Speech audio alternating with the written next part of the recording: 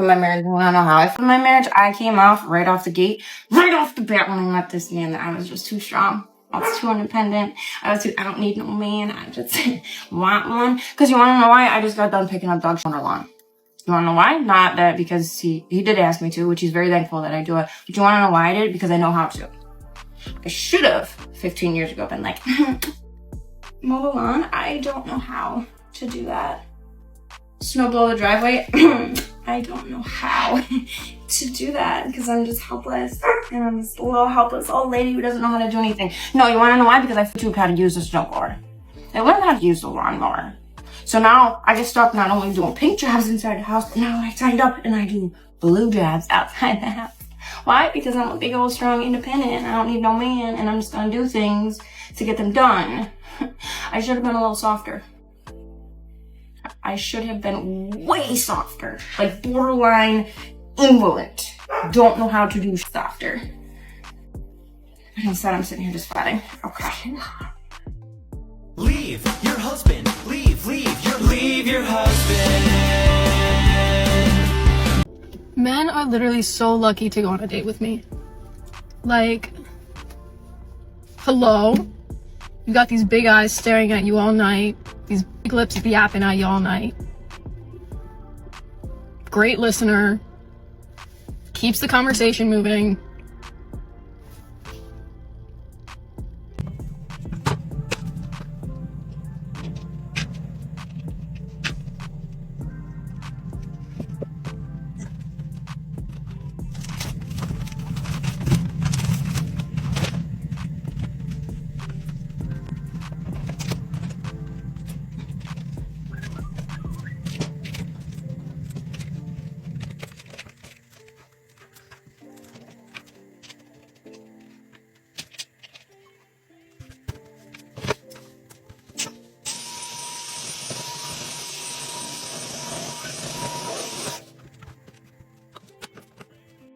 I think the main reason that men don't realize is that we choose to ask them. You know what I'm saying?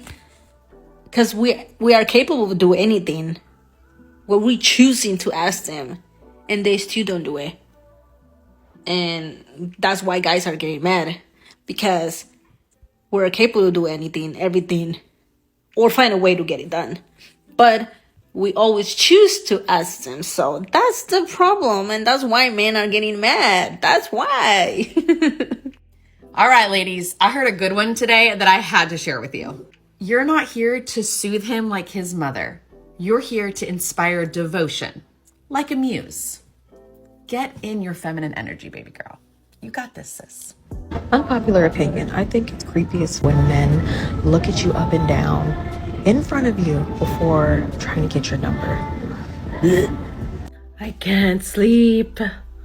So here's my hot take on dating in 2025. Here we go.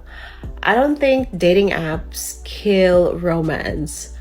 I feel like it's our expectations. We want instant sparks, perfect matches with endless options, and we bail too fast. Real connection takes time. Awkward talks, slow vibes. We're all busy these days, but we will find our matches. It's not gonna be instant. So do you think dating apps made us impatient? Why or why not? Who the fuck here going 50-50 with men still? If men's bodies went through what our bodies went through, I may consider going 50-50. I may consider it. But it never will. So I'm not. Okay, love you, bye-bye. Every time I talk to one of like my family members, they be like, you can't keep a man. But I don't want to keep a man. I want to keep a good man. And none of the men are good. So I just cut. I don't care. I'm not about to stay locked up with these niggas. No. So no, I can't keep a man. So here we are on my way home. Oops. An Uber. And my driver loves country music. I got in the car and country music was playing and You know, with me, I don't love country music anymore because I spent a year and a half in Nashville with my ex, who's a country music singer, and I refrain from country music stations so I don't have to hear his pop songs. I get in the car, and within 30 seconds, one of his songs is playing. And I asked, can you please change the music? And he said, no, I like country music. One star. Also, I think a lot of this boils down to the fact that many men hate that women have choice over who to sleep with, who to date, who to marry. That freedom eats at them. They're constantly haunted by rejection, by the reality that a woman can simply say no to them, and that resentment festers. Even when a woman does choose, when she enters a relationship, gets married, builds a life, if that partnership goes south, men are still quick to vilify her for the choice she made. Because deep down, they resent the fact that she had the autonomy to choose in the first place. So when things go wrong, it becomes a twisted form of schadenfreude. Well, you picked him. It's a way to erase the man's actual harm and shift all blame onto the woman. Because, again, men are bitter about the fact that women get to choose it all. It's not about accountability. It's about resenting women's agency and taking any opportunity to punish them for using it. If you've ever been blamed for choosing a man who turned out to be harmful, you're not at fault for using your agency. They're just mad you had it. Use the link in my bio to join my private group chat for women who are done being punished for making choices men wish they could control. We don't apologize for our autonomy. We protect it fiercely. This might be like a weird take, but I think women and girlies spend so much time like trying to smell pretty, we already smell pretty. We already look good. You don't need hypochlorous acid. Like, is that what it's called? You don't need it. Like, we smell delightful. And honestly, once in a while when like I'm a little stinky, like after the gym, like my man likes it. When you're attracted to someone, you're attracted to their pheromones. I will smell my man. I will sniff my man after the gym. I'm attracted to his scent. So I think maybe we're just doing too much. Almost every guy I've dated has loved me when I get out of the shower and I'm doing my skincare and I'm like this. Like I'm in a t-shirt and don't have any makeup on. They like that. You look good, babe. Okay, guys, let's talk about it. I really don't understand why men is running around saying, I'm the prize, I'm the prize, I'm the prize. Like, I don't know. Like, a lot of men out here, they want to do everything that a female is doing. They want to feel like a female. They want to be the damn female. Why are you running around saying you're the prize? Why is men running around and remixing and making new songs that females make? Like, I really don't understand why a man just can't be a man. Like, this new day and age, all the men are feminine. None of these men want to be masculine. None of these men want to be men. None of these men want to hold themselves to accountability. They literally want to be a female and be in a female place and held to this high standard. Take me back to the olden days where I can find me a hard-working, blue-collar man who's just masculine and just ready to do it all. This comment gave me chills. I was there before. When you start counting and tallying what your spouse is doing versus what you're doing, you are tallying for two different teams. You guys are supposed to be on the same team. Your perspective and your perception of things and your patience with things and you giving grace, all of that will change with a heart change when you realize that you guys are on the same team. Your prayers will look different. It won't be, God, fix him. It will be, God, pull us together, bring us back together, help us get back closer to you so we can, help me serve him, help him serve me. It'll be mutual. If you feel like this commenter right here, if you feel like that's you, I encourage you to dig in your Bible, dig in prayer, even fast, do some fasting. Recognize that there could be a heart issue and pray for deliverance from that. I'm telling you, a lot of your daily anger will change when your perspective of your spouse changes, when your perspective of what your role is changes, and when you stop tallying every single day and just keeping such a mental track. That's so much mental work. It's here. Try to fix here. You got to go to God to fix that. We live in a society with some of the most egotistical women. You did it. You did what you were supposed to be doing in a household of two people. That's the bare minimum. Get over yourself. I just had a random thought. As a 40-something-year-old woman that's single and dating, I'm obviously going to be coming across a lot of divorced men during the process, which, no judging, no shade. But a question I like to ask them is who initiated the divorce? Because a good man will leave a crazy woman, but a sane woman will never leave a good man. Something to think about. So then I'm guessing you haven't seen those videos where women are saying it's okay to leave a good man. What has happened to the men of Generation X? Are y'all just tired? Did y'all give up? Did y'all do so much ground in your youth that now that you are, I don't even know how old you are, 45, 50, y'all just tired. You got no energy?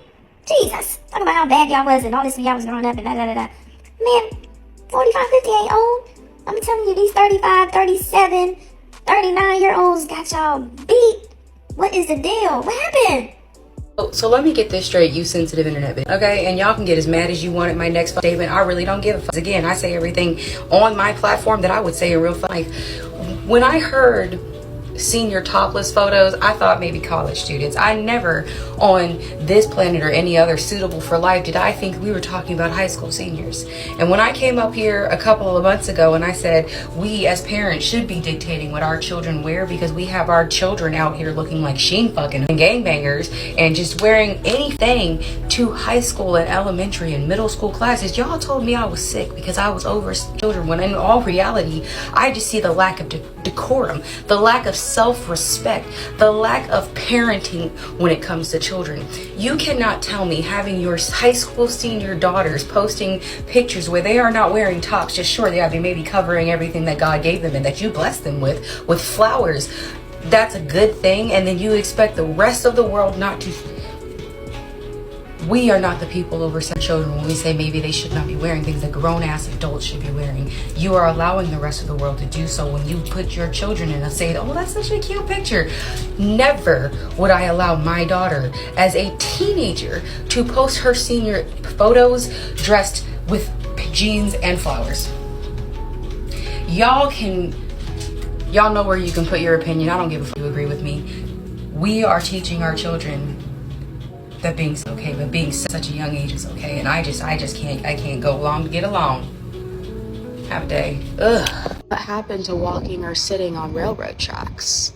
Or dancing in a field of wildflowers? Or maybe, if you were really feeling rebellious, leaning on a graffiti wall in downtown. Yesterday when I saw someone on my For You page talking about this new trend where high school seniors were taking topless senior pictures, I thought it was a joke. I thought I was being punked.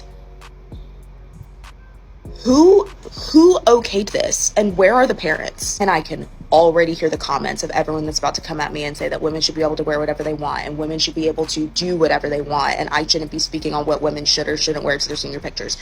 I'm sorry, no, I'm going to say something, because under no circumstances should, and let's talk about the fact that quite a few of these people are probably 17, because there's a lot of 17-year-old seniors taking topless pictures to commemorate their high school graduation. Where's the cap and gown and tassels? For a maternity shoot? Absolutely. But high school graduation, even college graduation, what are we thinking? Y'all, I'm 25 years old. I was born in the year 2000. Some of the things I'm seeing people 4, 6, 8 years younger than me doing, I feel like I'm 60. Seriously, like what is going on? Also, if you're the parent of a high school senior that is taking pictures like this, please explain. I'm all ears. There's really a lot of men out here that are attracted to women, but they don't actually like women. They don't like women. They don't respect or value anything else about a woman, but they like men. They value things about men. So, what does that say? You know what's always been interesting to me? Single women that want relationships take relationship advice from other single women, but when they hear relationship advice from married women, they say they not gonna do this and they not gonna do that, and you would pick me. I'm confused. You want to be married, but you don't listen to what the married woman says. You listen to what the single woman says. But she's single, and you single, but you don't want to listen to the married woman because the married woman is saying shit you don't want to do because that means you have to change. And the single woman is telling you not to change and the man should accept you for you. But she's single, so it clearly is not working for her. But you don't want to listen to the married woman because she's a pick-me? I'm confused. Go, Kylie, go. Good job, Kylie. You're doing amazing, sweetie. Wow, look at her go. There's not a better video online that I've ever seen better than this one to explain why I have such a strong dislike for ditzy women. Every time I talk to one of like my family members, they be like, you can't keep a man. But I don't want to keep a man. I want to keep a good man. And none of the men are good, so I just cut. I don't care. I'm not about to stay locked up with these niggas. No. So no, I can't keep a man. So here we are, I'm finally home. Ooh, that bumps. Uber. And my driver loves country music. I got in the car and country music was playing, and you know, with me, I don't love country music anymore because I spent a year and a half in Nashville with my ex, who's a country music singer, and I refrain from country music stations so I don't have to hear his singing songs. I get in the car. Within 30 seconds, one of his songs is playing. And I asked, can you please change the music? And he said, no, I like country music. One star. I guess I'm just hoping to find some of the more emotionally mature women that they keep telling us about. Also, I think a lot of this boils down to the fact that many men hate that women have choice over who to sleep with, who to date, who to marry. That freedom eats at them. They're constantly haunted by rejection, by the reality that a woman can simply say no to them, and that resentment festers. Even when a woman does choose, when she enters a relationship, gets married, builds a life, if that partnership goes south, men are still quick to vilify her for the choice she made. Because deep down, they resent the fact that she had the autonomy to choose in the first place. So when things go wrong, it becomes a twisted form of schadenfreude. Well, you picked him. It's a way to erase the man's actual harm and shift all blame onto the woman. Because, again, men are bitter about the fact that women get to choose it all.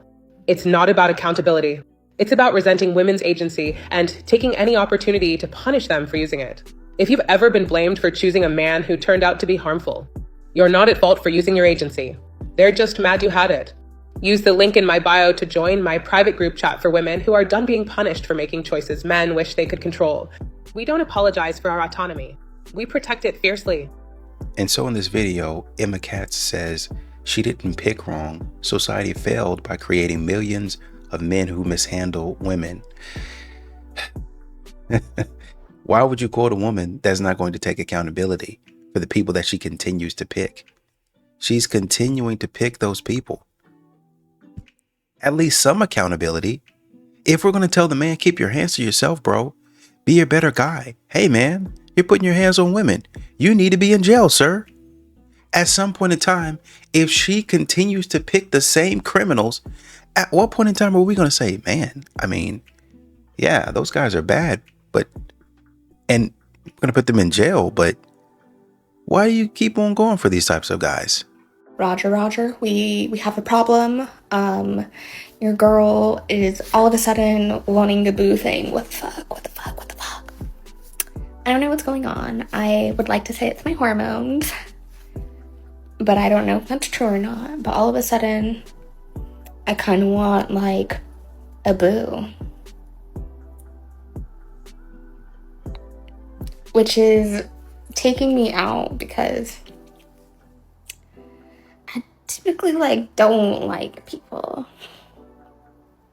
I like my alone time. I like being by myself.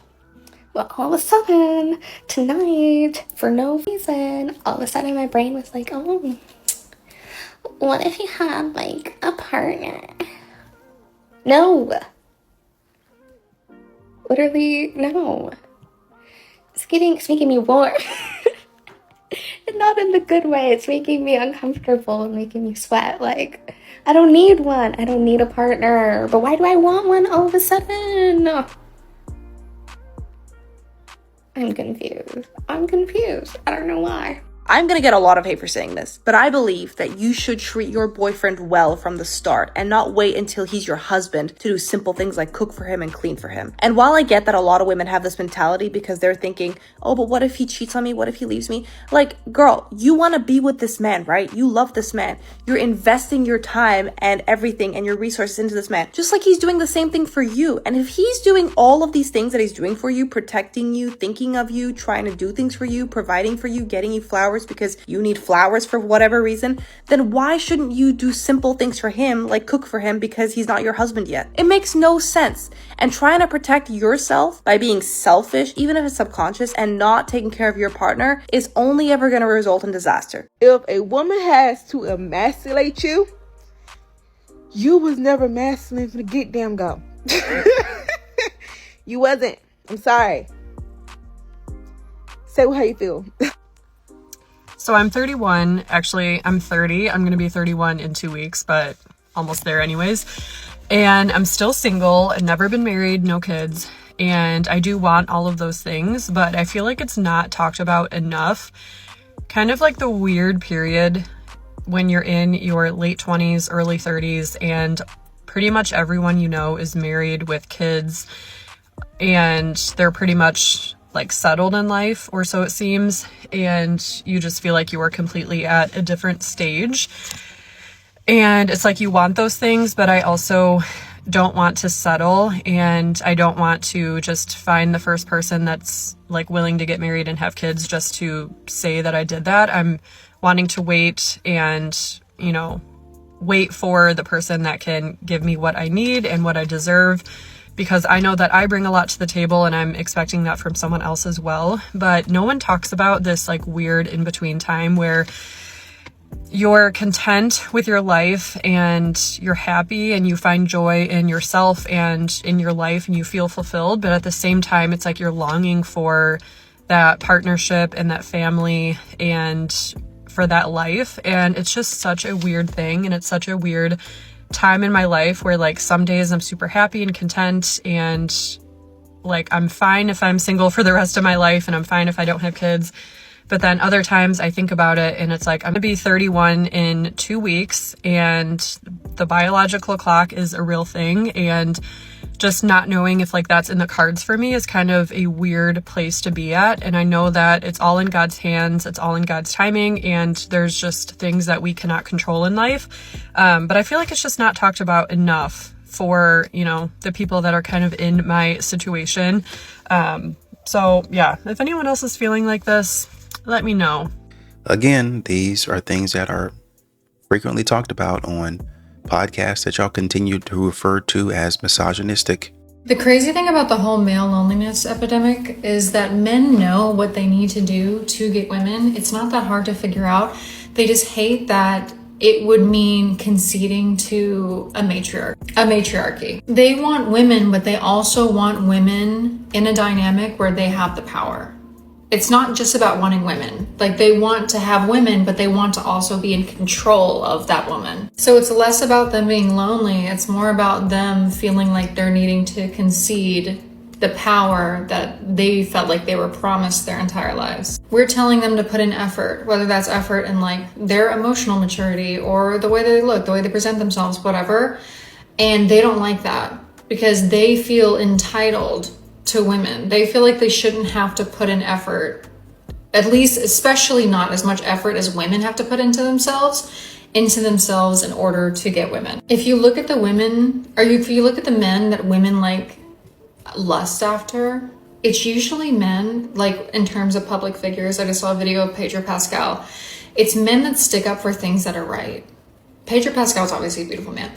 But it's men that are comfortable with their masculinity. It's men that don't feel threatened by femininity. It's men that stand up for what's right and stands up for people who are marginalized or people who don't have as loud of a voice. But these men insist on clinging on to these patriarchal structures. And it's because they want women in the context of having power over a woman. They don't want a woman just in general. They don't want a woman as an equal partner. They want a woman that they can control and feel better and stronger than. Because in their mind, That's what it means to be masculine. That's what being a man means. And that's what we've all been indoctrinated into and what we've all been taught. But as much as we're trying to teach them that we need to break down this conditioning, they do not want to break it down because it's not convenient for them to do so. Because it sacrifices a lot of their identity. It's not that they don't understand, it's just the truth is very inconvenient for them. Okay, the truth would be like conceding to what women want out of men would be conceding to accepting us as equals. And that's not something that they're willing to do. But men and women are equal, though, in a lot of ways. It's just that you guys try to put yourself and elevate yourself over men. So then that's when men have to say, wait a minute, we're the same people. That's what men literally say in the argument when y'all call men medium ugly. They're saying, wait a minute, you don't look so great yourself. No, I know a whole bunch of baddies. I know a whole bunch of 10s. No, you don't. All of y'all are wearing makeup, and not only like a little makeup, loads of makeup, pounds of makeup. We're equal. We look the same. Oh, but I got this athlete. No, you didn't. You got the athlete to sleep with you. The athlete does not want you. So again, we're in the same boat. There's not this loneliness epidemic that you guys keep on talking about is because men don't treat women right. Maybe look at yourself at some point in time and see how y'all treat other people and show up for other people in relationships. A man flew you down to Miami.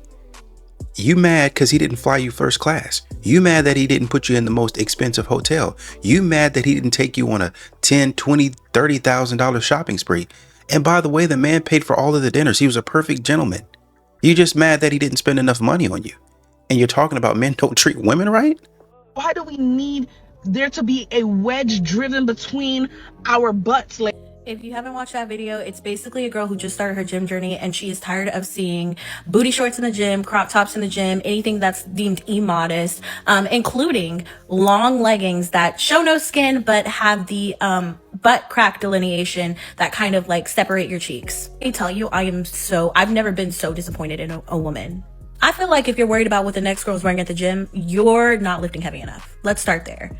I need the mind and muscle connection to be so here that you don't even care about anything else in that gym. Because when I'm lifting weights, when I'm lifting heavy, I don't care about what anybody's looking like, talking to. All I care about is, are you using that machine or not, and how many sets you got left. The fact that you think modesty in the gym is the goal. Baby, I didn't come here to be modest. I'm not at work, school, church, in front of my parents, in front of my husband's parents. I didn't come here to be a church girl, baby. I came here to be fun. I came here to see my ass jiggle. I came here to see my curves pop. I came here to see that little line crease in my thigh when I walk, okay? I didn't come here to be a church girl. I didn't. So you putting that expectation on women in the gym is why you're part of the problem. And the nerve to bring up men as if men's opinions matter that much, because they only matter about this much. And we're really being generous here. It's giving women hating women. Hate it for you. It's not giving girl scroll. The reality is the men are probably not even concerned about us. They're not even looking at us. They're looking at themselves. They're too busy trying to be bad bitch selves. They don't care. But you do. You can't stop looking at ass in the gym. You might want to explore that and why that is. Ass is very powerful. But it's apparently so powerful that you had to hop on the internet and tell women what to stop wearing. You're that tempted? You don't get to tell women what to wear, because I don't like your frumpy ass shirt that you're wearing, but you wore it to the gym. I would never wear that. If I made a video saying I'm tired of seeing girls wearing frumpy ass t-shirts to the gym and those leggings that make them look like they have a unicheek butt, I'm a problem. You see how dumb that sounds? You see how judgmental that sounds? You gotta learn the spirit of shut up sometimes. I too was a hater in my past life, and I always thought that was the way to go. I always thought I was right. However, I started realizing that I always hate when I'm outside of the club. When I couldn't twerk, I got tired of girls twerking. Shake some ass, shake some ass. I get it. But girl, just get your body right. It's okay. And then maybe throw the shorts on in 2 years, because you're gonna regret making this video. You know, you guys want men to protect and provide, and then when they give that protection and provision, then y'all get mad and say that a man is lustful, he's insecure, and he must be trying to take advantage of a woman. Have you ever thought that when you ask a man to protect you emotionally, this is what he's doing. Hey, I want you to present yourself a certain way. I want you to look a certain way. Well, it's going to happen regardless. I'm going to get taken advantage of whatever I'm wearing. Have you ever thought it's not just about that? It's about how people talk to you and treat you, how people look at you. I'm protecting that part. When people start commenting on certain things, hey, if you wear this, if you do that, if you think about it this way, you might avoid that. But you're going to call them insecure. You're going to call them, you're going to say they can't handle a baddie. You guys need to start getting over yourselves and start learning to take instruction at some point in time. So I've been married for more than 15 years. Congratulations. I have been in a side relationship that my husband recently found out about. How can I convince my husband to let me keep the side dude? Well, first of all, he shouldn't. You need to change that convince word to manipulate. Ooh. We're not going to play those games right now. You took a vow. You took vows. You stood before God or whatever it is you believe in and said that you were going to love this man. It's sickness and through health, for rich and for poor. You said that you committed whenever you took that vow. You committed to be there even in the hard times, even in the times where you were not fully emotionally fulfilled. You still took on that position to say that I'm going to have those conversations. I'm going to communicate. I'm not going to breach the trust in this marriage. You lack marital integrity. And if you lack marital integrity, you lack integrity as a person as well. So my next point to make is the audacity must be on sale right now for you to be able to say, how can I convince my husband, a man at that, convince my husband to let me still have a side relationship as if I did not betray this man, as if I did not hurt this man, as if I did not dishonor this man, as if I did not disrespect this man, and you want to ask for something? You want to ask for what it seems like more of a favor because it's only going to work in your favor. It's nothing that is going to work for him. I don't like when we play these games like this. You entered into what you two believe was a monogamous agreement, and you made it a polyamorous thing. Ooh. You did. Ooh. Let me tell you something else that you did. Let's talk about the lack of responsibility. I'm going to tell you one more thing because I'm sure some other panelists have something to say. This is the problem that I have. Whenever you open up your marriage to something that somebody else did not consent to, if your side piece has depression or anxiety or anything like that, there's a spiritual exchange that takes place when you go sleep with somebody else that you now have invited into your home. So part of the reason why your marriage is not happy is because you were lusting over the fence to begin with. Ooh. You invited that into your marriage. You corrupted your home. The best thing for you to do, because he does have the right to leave you. The best thing that you could do, the responsible thing you can do, is either end that relationship on the side or leave that man alone and let somebody else find him. And once again, this is something that she's very comfortable sharing in front of everybody, embarrassing her husband. But she wants her husband to represent her in the best positive light. I don't think black men hate or dislike black women because they hold a lot of self-hate. I also don't necessarily think it's jealousy. I more so think they don't like having to share the spotlight. Take rap, for example. Rap was so heavily male dominated, right? But then you got women like Lil' Kim, Missy Elliott, then Cardi and Nicki, and they're good. They're really good. Megan, they can hold their own when it comes to men. Nicki had the best verse on that Kanye song. What was it, Monster? And so having to share a space with black women who are better than them, I think it's scary for them. They don't want to be held in the same regard as a black woman. Or sports. Sure, men and women don't play against each other, but if they did, a woman could hold her own. I don't know the girl's name, but she shoots hoop with a bunch of men, and she kills it. She be shooting those threes like it's nothing. And so for black men to now again share the spotlight with other black women when it comes to sports, they don't like that. Part of me agrees with the jealousy aspect, but I really just feel like it's a patriarchal thing. Like they're supposed to be better and higher than women, black women, but they can't even achieve that essentially because black women are so good at everything. We're smarter than them too. Like statistically, we overachieve black men when it comes to higher education. So it almost just seems like knowing they'll never be at the top of the food chain like a white man, they need to overpower us in some way. But at the end of the day, we're still standing right there next to them in terms of education, in terms of creativity, sports. Like, I don't think they like that. I don't know. Does that make sense? What do y'all think? Okay, so I have never been one to get on the internet and talk about what anybody is doing with their kids because I've always felt like that's their business and I don't have to raise them, right? Let alone hop on the internet and make any comments. But I am telling y'all, this is getting out of hand, and I don't know whether or not I'm digging too deep, but I am hella triggered. So let me tell you what just triggered me. So I just left the beauty supply store, and I actually started to make this video in the beauty supply store parking lot, but I needed to like get my composure because I'm like, maybe I'm thinking too hard about it. But I was in the beauty supply store and I spotted two young ladies, or who I thought were two grown women, because I saw them from the back when I first came in. They literally had on the little leotard onesie things that like Aunt Viv from Fresh Prince of Bel-Air had on, something like that, right? So I thought they were women. All right.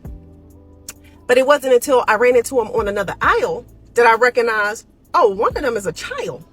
Now, initially I'm thinking the child kind of looked like she was maybe 15, 16 tops. But I'm thinking, okay, why is this child dressed like this? And let me tell you, it wasn't just like a one piece. It was one of those one pieces that you would see in Shein or whatever you call it. It was like low cut like this, skin tight. In the back, it was like a big diamond cutout, low cut V.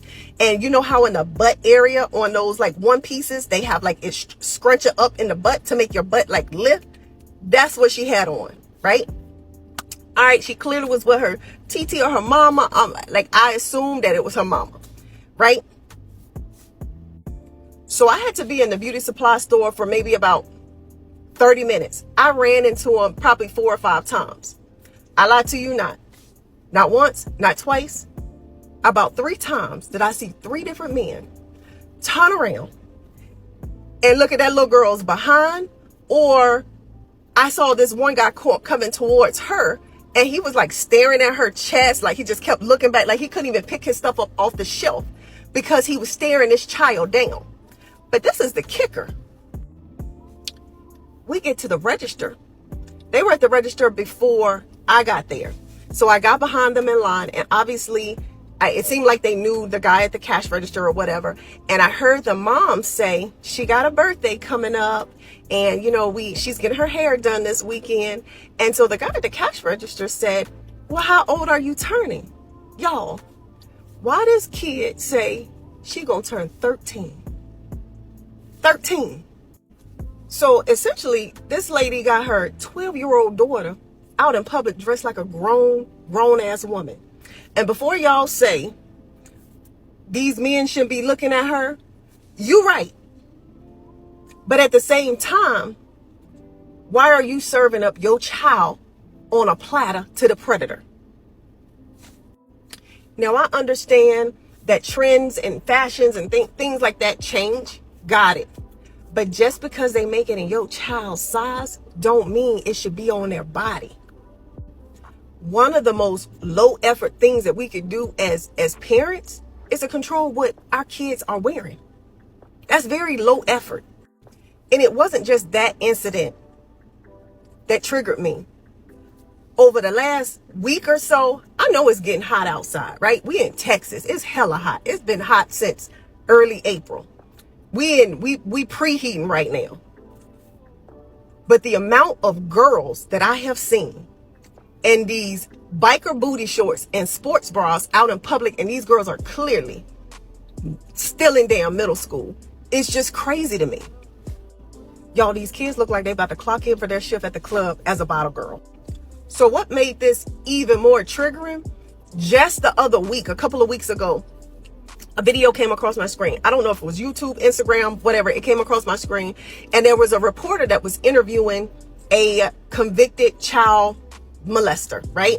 She asked him, how do you choose your victims? No lie, y'all. This man said he chooses his victims by a couple of things. But one of the most important things to him is how that child is dressed in public. Y'all hear me? How that child is dressed in public. Not from a standpoint of judging their socioeconomic status, but rather he said that he could tell by the character of the parent and whether or not they really cared, the parent really cared about the child, by how they was presented in public and how they was dressed. The other thing he said was he chooses his victim by whether or not he sees the father in their life and whether or not and if he does have a father, is the father weak or something like that. But the point is, these predators are walking amongst us. They're walking amongst us.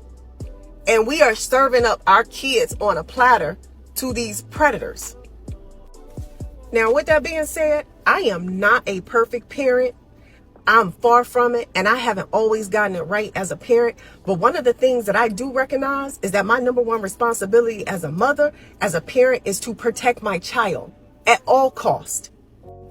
And I don't think collectively we are doing that. We are not protecting our children.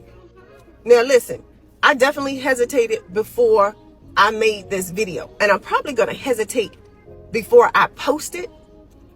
But this is not me judging. This is more of a call out. Like, we got to do better, like as moms. Like, forget the dad, regardless of what the circumstances is, whether or not the dad is in the household or not. Like we, as moms, we got to do better. Like, we got to show up different for our kids, because I'm telling you what we're doing low key. We are training our kid to lead with their bodies versus what's up here. And we don't think we're doing it. It's like little microaggressions. Like, because if we think that's cute, what they got on and how we present them in public, like look, like the attention that they getting, like, we got to do better. We got to do better, like, collectively. Now, y'all, in all seriousness, I am trying my best not to come across as judgmental, but rather, for me, this is like a call out for us moms collectively to do better by our daughters. Like, we got to do better. And again, don't come in the comments trying to tussle, because I stand on everything that I said. It's because of women's empowerment continues to tear at the moral fabric, or any fabric, to be honest with you, of our society. Some of these ladies are not protecting their children at all. They're not good mothers. Not good parents at all. Drop their kids off with their mother or anyone. They will drop their kids off with anybody. And that's not to say that as a parent, especially a single parent, you don't need help, because you need a lot of help. I mean, parents with two people in the household, they need a boatload of help.